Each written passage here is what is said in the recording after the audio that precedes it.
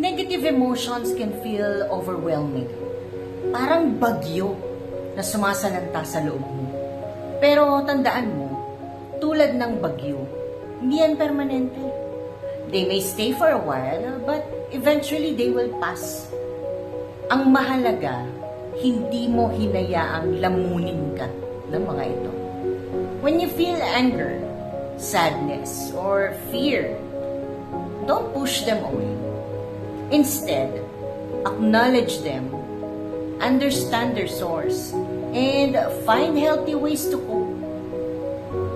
Whether it is through journaling, talking to a friend, or practicing mindfulness, find your anchor.